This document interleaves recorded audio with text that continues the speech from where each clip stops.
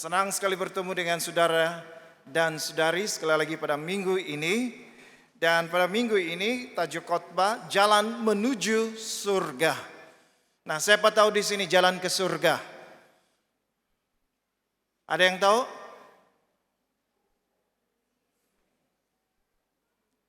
Lorong berapa? Apa nama jalannya? Ada yang tahu?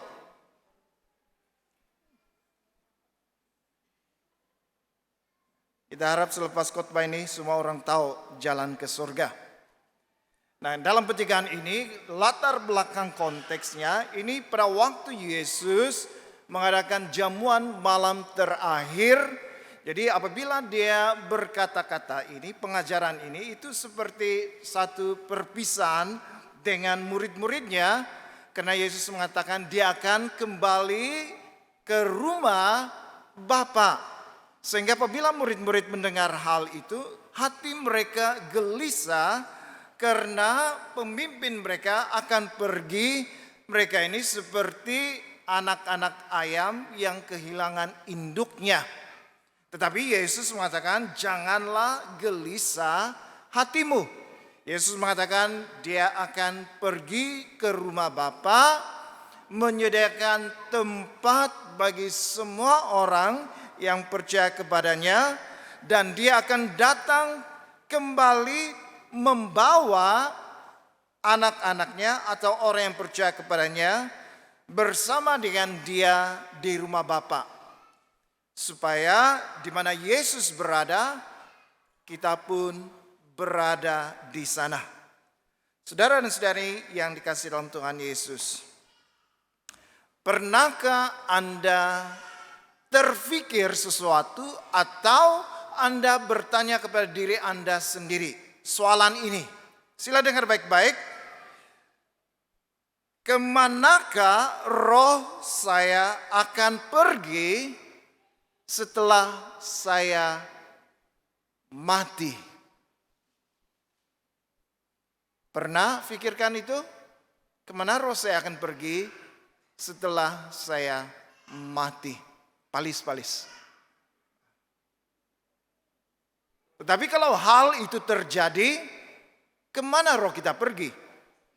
Dalam pengajaran firman Tuhan hanya ada dua tempat. Satu di surga yang disebut di sini sebagai rumah Bapa. Kedua neraka, tempat sengsara. Jadi pernahkah Anda berpikir, pernahkah Anda bertanya soalan ini? Soalan yang mudah tetapi sukar untuk dijawab. Kemana roh saya akan pergi kalau kematian menjemput saya secara tiba-tiba? Jadi jawaban terhadap persoalan ini terletak kepada apa yang telah Yesus kerjakan bagi saya dan bagi saudara. Ada dua yang dilakukan oleh Yesus. Yang pertama, Yesus menyediakan tempat. Dalam ayat pertama hingga ketiga, janganlah gelisah hatimu, percayalah kepada Allah, percayalah juga kepadaku. Di rumah Bapakku banyak tempat tinggal. Jika tidak demikian, tentu aku mengatakannya kepadamu, sebab aku pergi ke situ untuk menyediakan tempat bagimu. Dan apabila aku telah pergi ke situ dan telah menyediakan tempat bagimu, aku akan datang kembali dan membawa kamu ke tempatku, supaya di tempat di mana aku berada, kamu pun berada. Saudara dan saudara yang kasih dalam Tuhan Yesus, Yesus menyediakan suatu tempat, dan tempat ini cukup untuk setiap orang. Tempat ini cukup untuk semua orang. Karena Yesus mengatakan di rumah Bapakku, perkataan banyak tempat tinggal. Artinya di rumah Bapa atau surga itu banyak ruang, banyak biliknya. Cukup untuk setiap orang. Saudara dan saudari yang saya kasih dalam Tuhan Yesus, ajaran saksi Yahova. Mereka mengatakan begini, orang yang masuk ke surga itu hanya 144.000 orang. Ini yang masuk ke dalam surga. Dan kelompok ini dipilih oleh Allah dan dinamakan sebagai orang-orang kudus. Jadi orang-orang kudus ini yang masuk ke surga 144.000 orang. Sementara orang-orang yang tidak termasuk dalam kelompok orang-orang kudus, mereka ini akan hidup selamanya di bumi. Dan bumi itu diperbaharui. Langit yang baru, bumi yang baru. Menurut Wahyu. Dan artikan yang lain dalam pengajaran mereka seperti ada 2 tempat. Satu, surga, yang masuk di sana kelompok yang disebut sebagai orang-orang kudus. Berapa orang? 144.000 orang. Sementara yang lain itu akan tetap tinggal di bumi ini dan bumi ini mengalami pembaharuan. Saudara dan saudara yang kasih dalam Tuhan Yesus, surga untuk saksi Yehova itu begitu kecil. Terhad 144.000 orang. Tetapi bagi kita orang Kristen seperti yang Yesus katakan di rumah Bapakku banyak. Surga itu cukup untuk semua orang. Ada saya punya datu, ya, pangkat datu. Dalam perjalanan kembali dari gereja, dari jauh datu saya ini nampak dia senyum-senyum. Dan apabila sudah dekat, dia tanya, kamu dari mana? Saya beritahu, kami dari gereja. Dan datu ini memberikan nasihat, rajin-rajinlah kamu pergi gereja katanya. Tetapi saya ini tidak mau pergi gereja karena orang yang masuk ke surga itu terlalu ramai. Gereja itu padat, gereja itu sudah sesak. Jadi saya mau yang selesa. Kira-kira di mana tempat itu? Di mana tempatnya? Kalau di surga sesak, penuh, padat, dia mau tempat yang lebih luas, yang selesa.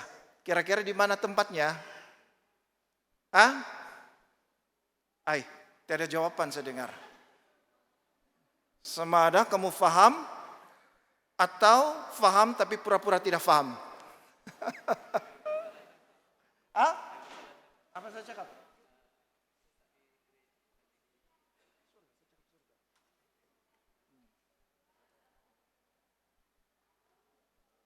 Maksudnya bagi datu saya ini surga itu sudah terlalu sesak. Banyak orang percaya masuk ke surga. Jadi dia tidak mau sempit-sempit di sana. Jadi dia lebih selesa kalau dia berada di neraka. Karena neraka itu masih luas katanya. Saudara dan saudara yang kasih dalam Tuhan Yesus, apa yang dikatakan oleh Yesus? Di rumah Bapakku banyak tempat tinggal. Artinya setiap orang di antara kita di sini, kalau kita ini orang yang percaya kepada Yesus, surga itu masih cukup untuk semua orang. Dan tempat yang Yesus sediakan ini adalah tempat yang pasti bagi setiap orang. Surga itu bukan penglihatan sahaja. Surga itu bukan mitos sahaja. Surga itu bukan khayalan. Surga itu nyata. Bagaimana kita tahu surga itu nyata? Yesus mengatakan, sebab aku pergi untuk menyediakan tempat. Dan setelah dia menyediakan tempat itu, Yesus mengatakan, aku akan datang kembali dan membawa kamu. Supaya di mana aku berada, kamu pun berada. Bagaimana kita tahu surga itu nyata? Yang mengatakan ini Yesus. Yesus yang pada mulanya sudah ada di mana? Yesus ini berasal dari surga. Dari surga Yesus turun ke dunia. Kemudian setelah Yesus mati di atas kayu salib, dikebumikan, 3 hari kemudian dia bangkit, 40 hari dia menempatkan dirinya kepada murid-muridnya, kemudian Yesus kembali ke surga. Kalau Yesus sendiri yang asalnya dari surga mengatakan bahwa aku akan pergi ke rumah Bapa menyediakan tempat, dan setelah semuanya itu sudah tersedia, Yesus kata, aku akan datang kembali untuk membawa kamu ke tempatku, supaya di mana aku berada, di mana Yesus berada, di surga, kamu pun berada di surga. Yesus yang mengatakan, kalau orang lain yang belum pernah pergi ke surga mengatakan surga itu ada, mungkin kita was-was, mungkin kita tidak percaya. Tetapi yang mengatakan ini Tuhan Yesus yang memang berasal dari surga. Boleh dipercaya atau tidak? Boleh dipercaya, karena dia memang dari surga. Surga itu nyata, itu bukan cerita dongeng. Saudara dan saudari yang kasih dalam Tuhan Yesus, ini sebuah golongan Yahudi yang bidat ya, yang sesat, dipanggil Yahudi Karaite. Yahudi Karaite, ajaran mereka menolak konsep surga dan neraka. Mereka percaya bahwa setelah kematian, jiwa manusia itu akan kembali ke tanah dan dikuburkan. Artinya kalau sudah mati, matilah. Tidak ada roh, lenyap begitu sahaja. Ini ajaran Yahudi Karaite. Jadi apabila mereka mengatakan kalau manusia mati, mati terus, maka tidak ada surga, tidak ada neraka. Tapi ajaran ini tidak sesuai dengan ajaran Kristen. Dan ada juga fahaman orang ateis. Orang ateis ini mereka menolak kewujudan Tuhan. Kalau mereka menolak kewujudan Tuhan, artinya surga dan neraka pun mereka tolak. Tidak mungkin ada surga dan neraka kalau tidak ada Tuhan. Jadi kewujudan Tuhan ditolak, maka konsep tentang surga dan neraka juga ditolak. Tetapi apa yang Yesus katakan di sini, Yesus memberikan jaminan bahwa surga itu nyata. Itu bukan cerita dongeng. Kenapa? Karena Yesus pergi ke surga, menyediakan tempat, kemudian dia akan datang kembali dan akan membawa kita ke rumah Bapa. Membawa kita ke surga, karena supaya di tempat di mana Yesus berada, yaitu di surga, kita pun akan bersama dengan Yesus di surga. Saudara dan saudara yang kasih dalam Tuhan Yesus, dalam pengajaran yang terakhir pada malam itu sebelum Yesus ditangkap, Yesus mengatakan bahwa dia akan meninggalkan murid-muridnya. Dia sedang menyediakan tempat itu. Murid-muridnya gelisah hati mereka kemana Yesus akan pergi. Apakah pada hari ini kita juga gelisah hati kita? Ada banyak perkara yang membuatkan kita gelisah, yang membuat kita khawatir dalam hidup kita. Tetapi kegelisahan yang terbesar dari segala-galanya yaitu soalan ini. Kemana roh saya pergi setelah saya meninggal dunia? Adakah roh saya ini akan pergi ke surga di tempat Yesus berada, maka roh saya pun di sana, atau ke tempat siksaan yang kekal? Tuhan Yesus mengatakan, percayalah kepada Allah, percayalah kepada aku. Karena dengan percaya kepada Allah dan percaya kepada Yesus, maka jiwa kita yang gelisah itu mendapat ketenangan. Kita akan diberi damai sejahtera. Kenapa? Karena Yesus menyediakan tempat kita di surga. Yesus sudah pergi ke sana, dia sediakan tempat itu, dan Yesus akan datang kembali. Ini bercakap tentang kedatangan Tuhan Yesus kali yang kedua ke dalam dunia ini. Kedatangan yang pertama waktu Yesus lahir, dia datang sebagai penyelamat. Tetapi kedatangan yang kedua, Yesus datang sebagai hakim. Semua akan berdiri di hadapan Tuhan dan akan dihakimi. Hanya ada dua tempat saja, surga ataupun neraka. Jadi saudara dan saudari yang kasih dalam Tuhan Yesus, Yesus menyediakan tempat kita di surga. Bukankah ini memberi jaminan bahwa kita ini ada pengharapan dalam hidup kita? Bukankah ini memberikan rasa sukacita karena kita tahu ada tempat yang tersedia bagi kita yang disediakan oleh Tuhan? Dan ini pasti menghilangkan rasa kegelisahan kita. Perasaan gelisah, kemana roh saya akan pergi sesudah saya meninggal dunia. Ada tempat yang Tuhan sediakan. Jadi untuk tinggal di rumah Bapa di surga, kita perlu jalan yang betul untuk menuju ke sana.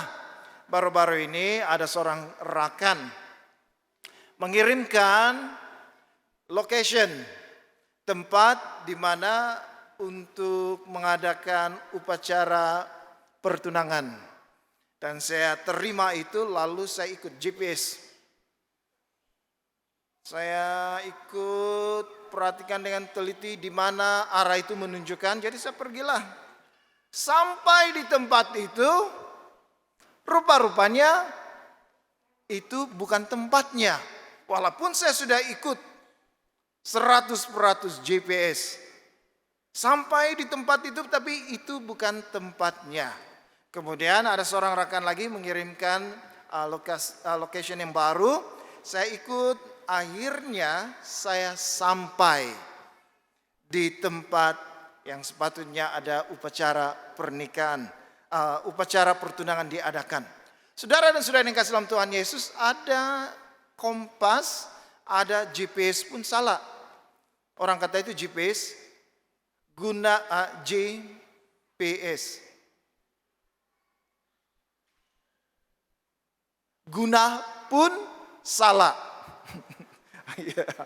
GPS ya, G, guna, P, pun, S, salah. Tidak sampai kepada tujuan. Tetapi yang kedua yang Yesus lakukan di sini, Yesus menyediakan tempat itu dan Yesus menunjukkan jalan bagaimana kita boleh sampai ke rumah Bapa. Dalam ayat 4 hingga 6, dan kemana aku pergi, kamu tahu jalan ke situ.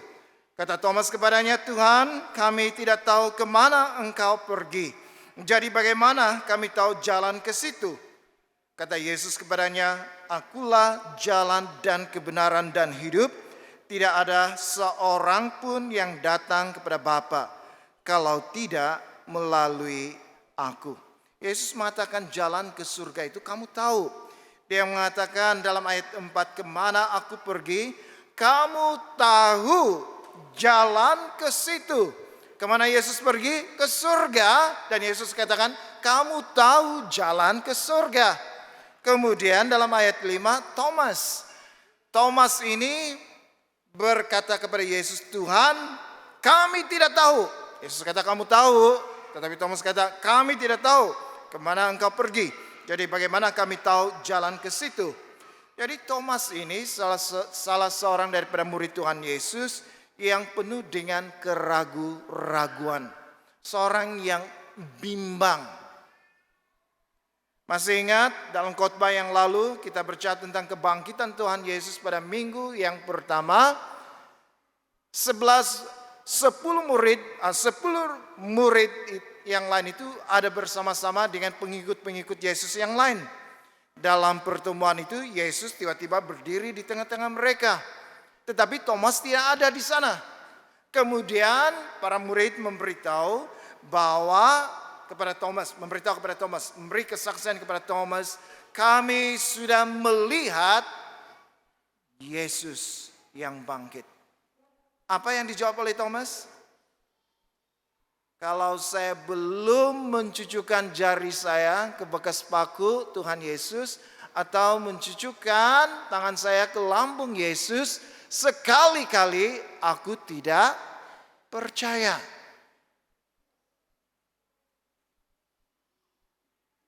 Seminggu kemudian dalam perkumpulan itu Thomas ada di sana. Tiba-tiba Yesus berdiri di tengah-tengah mereka. Dan dia mengatakan kepada Thomas, Thomas, cucuklah jarimu ke lubang bekas paku di telapak tanganku. Cucuklah tanganmu ke lambungku. Apa yang dijawab oleh Thomas waktu itu? Ya Tuhanku, ya Allahku. Artinya dia percaya. Tapi Yesus menegur dia. Yesus menegur, dia mengatakan, berbahagialah orang yang tidak melihat tetapi percaya. Thomas menjadi percaya setelah dia melihat sendiri Yesus di depan matanya. Kalau dia tidak melihat Yesus, dia tidak mau percaya. Ini Thomas, seorang yang ragu-ragu. Yesus mengatakan, kamu tahu jalan ke situ. Tapi Thomas mengatakan, bagaimana kami tahu? Tunjukkanlah jalan itu. Lalu dalam ayat seterusnya, dalam ayat yang ke-6, Yesus mengatakan, Akulah jalan dan kebenaran dan hidup. Tidak ada seorang pun yang datang kepada Bapa kalau tidak melalui aku. Lalu Yesus tunjukkan jalan itu, jalan ke surga. Yesus mengatakan, akulah jalan itu. Akulah jalan itu. Saudara dan saudari yang kasih dalam Tuhan Yesus, Yesus satu-satunya jalan yang diberikan Allah kepada manusia untuk manusia sampai ke surga. Yesus mengatakan, akulah. Ini berbeza dengan tokoh-tokoh agama dalam dunia pada hari ini. Tidak ada seorang pun yang berani mengatakan, akulah jalan menuju ke surga. Mereka mengatakan, ikutlah ajaran ini, maka kamu akan selamat. Ikutlah ajaran ini, maka kamu akan sampai ke surga. Ikutlah jalan ini, maka kamu selamat. Tetapi Yesus bukan menunjuk inilah jalan itu. Ikutlah itu. Tapi Yesus menunjuk pada dirinya sendiri bahwa jalan menuju ke surga ada dalam Yesus. Akulah jalan untuk sampai kepada Bapa di surga. Tidak ada seorang pun yang dapat sampai kepada Bapa kecuali melalui Yesus. Saudara dan saudari yang kasih dalam Tuhan Yesus, dalam Kisah Para Rasul pasal 4 ayat 12. Tidak ada dalam slide. Saya bacakan Kisah Para Rasul pasal 4 ayat 12. Dan keselamatan tidak ada di dalam sesiapapun juga selain di dalam Dia. Dia itu huruf besar merujuk kepada Yesus. Sebab di bawah kulung langit ini tidak ada nama lain yang diberikan kepada manusia yang olehnya kita dapat diselamatkan. Firman Tuhan memberitahu tidak ada nama lain yang diberikan yang mulai nama itu orang dapat diselamatkan. Selain di dalam Dia, nama itu Dia itu Yesus. Hanya mulai nama Yesus, maka manusia dapat diselamatkan. Dalam dunia ini ada banyak agama. Agama E mengatakan agama E ada jalan keselamatan. Agama B pun mengklaim bahwa ajarannya, agamanya itu menyelamatkan. Demikian juga agama Sikh. Terlalu banyak agama dalam dunia ini. Sehingga ada satu agama yang unik. Agama yang unik ini namanya Bahai. Pernah dengar? Bukan Bahai yang plastik itu ya. Bahai. Dalam agama ini, Bahai merangkul semua agama dalam dunia ini. Termasuk Kristen, Hindu, Buddha, Islam. Dan banyak lagi. Dirangkul semua. Agak bijak juga pemikiran mereka. Sebab terlalu banyak agama-agama. Jadi tidak tahu mana satu agama yang betul-betul membawa orang sampai ke surga. Jadi dirangkul semuanya. Jadi kalau ternyata agama yang dalam rangkulannya itu ada salah satu yang betul-betul membawa orang ke surga, maka maka untuk diselamatkan itu lebih terjamin. Pintar juga kan, rangkul semua. Kalau ada salah satu daripadanya ternyata betul, maka peluang untuk masuk surga itu ada. Tetapi saudara dan saudara yang kasih dalam Tuhan Yesus, firman Tuhan mengajar kepada kita, hanya Yesus, satu-satunya jalan, satu-satunya nama yang diberikan di bawah kolong langit ini, yang oleh nama itu maka kita diselamatkan. Hanya Yesus sahaja. Saudara dan saudara yang kasih dalam Tuhan Yesus, kalau Yesus satu-satunya jalan yang dapat membawa kita masuk ke surga, maka apa selanjutnya?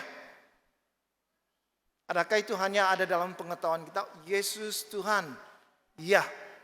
Yesus Juru Selamat, iya. Hanya di sini saja.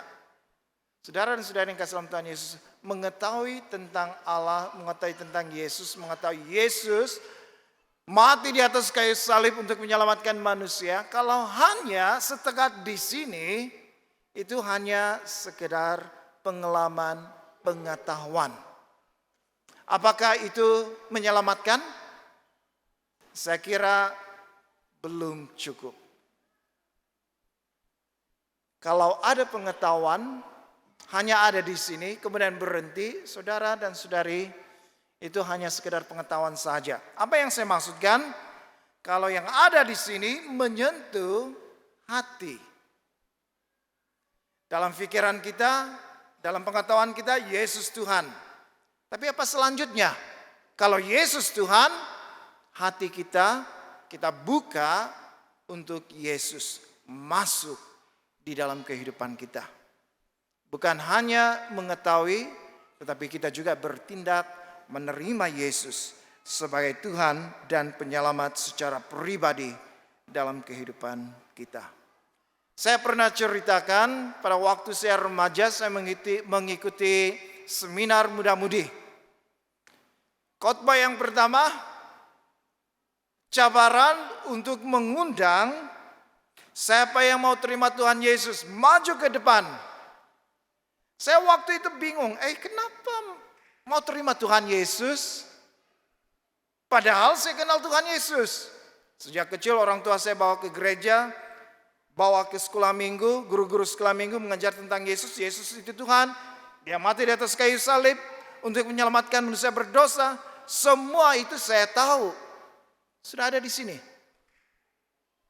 Tetapi cabaran waktu itu bukan siapa yang tahu Tuhan Yesus maju ke depan.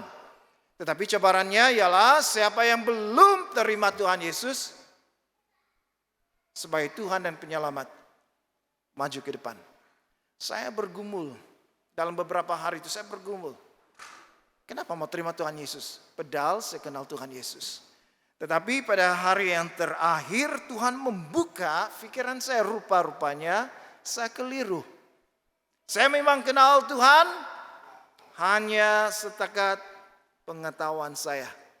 Karena semua tentang Tuhan itu, semada mulai orang lain saya dengar atau saya baca sendiri dari Alkitab, saya tahu tentang Tuhan. Itu hanya ada di sini, dalam otak saya, dalam pengetahuan saya.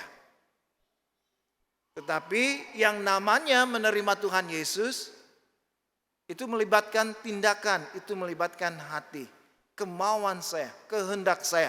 Bukan lagi pengetahuan, bukan lagi pikiran, tetapi tindakan. Rupa-rupanya saya kenal Tuhan Yesus, tetapi saya belum terima Dia sebagai Tuhan dan penyelamat dalam hidup saya. Khotbah penutup seminar itu. Setelah saya paham itu, saya maju ke depan.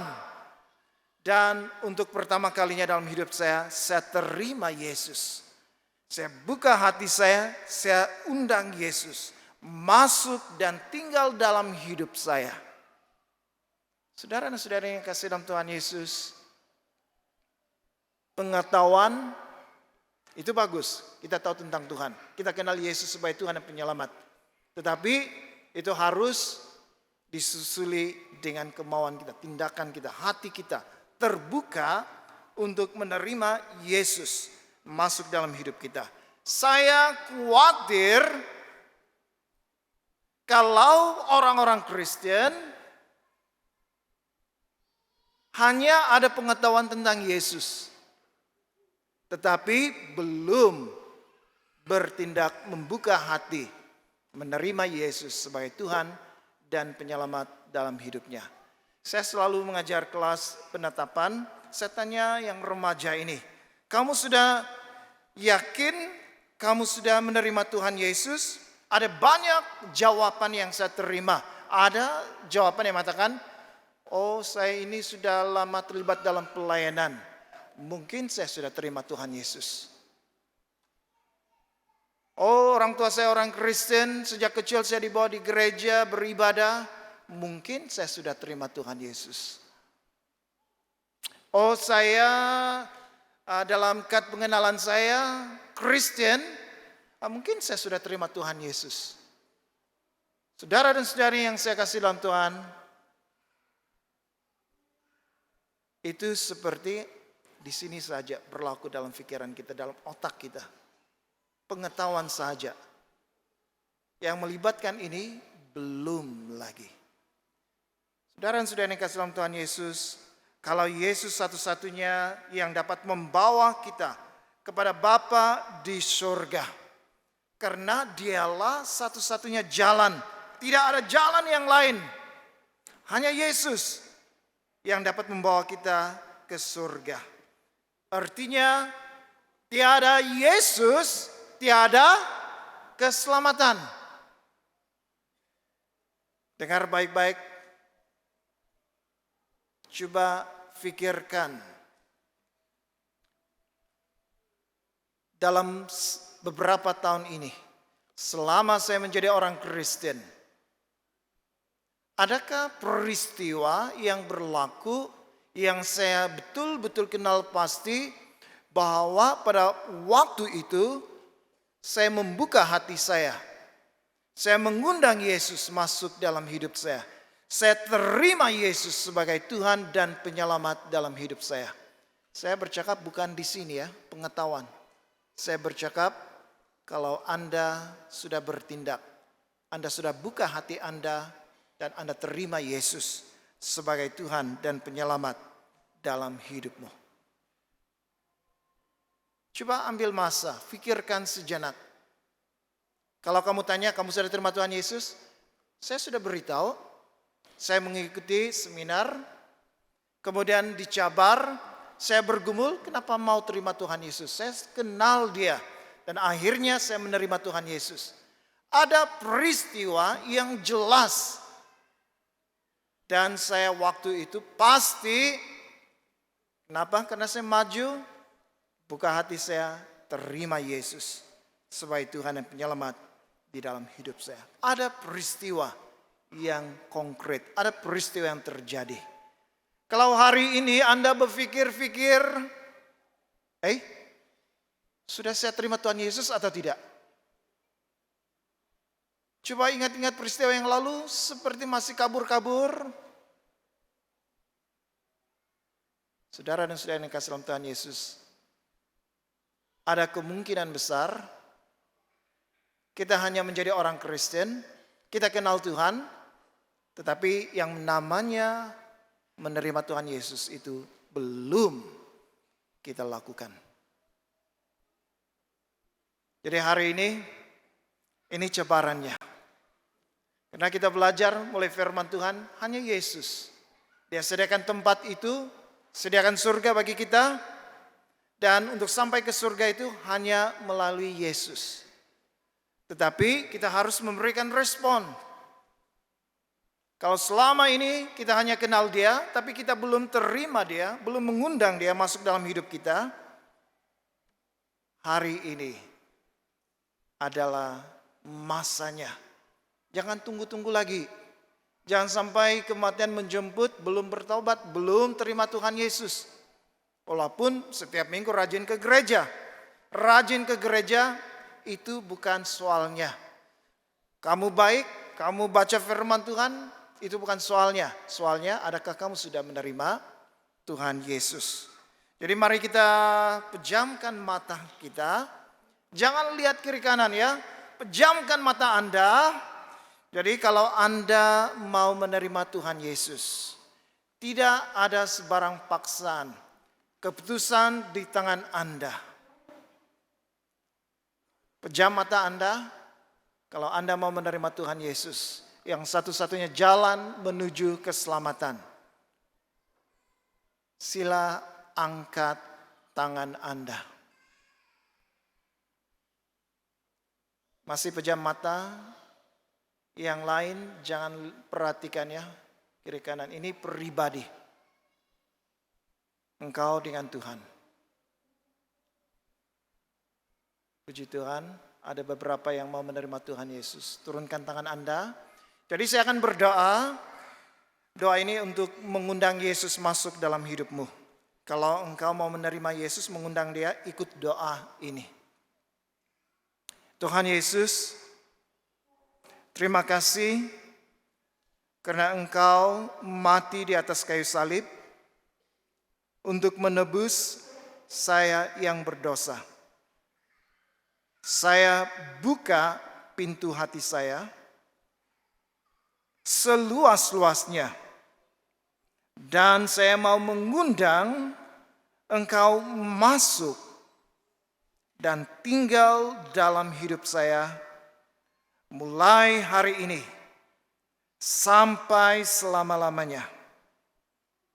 Terima kasih Yesus, karena apabila kami membuka pintu hati kami, Engkau akan masuk dan Engkau akan tinggal dalam hidup kami. Kami serahkan hidup kami ke dalam tangan-Mu, supaya kami boleh hidup sesuai dengan kehendak-Mu. Kami dijadikan ciptaan baru. Kami memiliki kehidupan yang baru di dalam Engkau.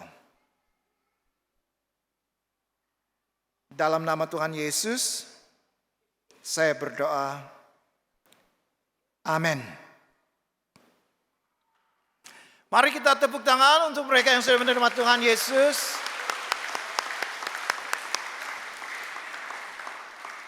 Untuk soalan yang terakhir, yang sudah menerima Tuhan Yesus itu kira-kira Yesus itu di mana? Di surga? Jangan ah. Yesus memang di surga, tapi Dia juga ada dalam hatimu. Karena engkau sudah mengundang Dia, menerima Dia. Yesus ada dalam hidupmu. Jadi terus bertumbuh dalam Tuhan, supaya kehidupan rohanimu menjadi matang dalam Tuhan.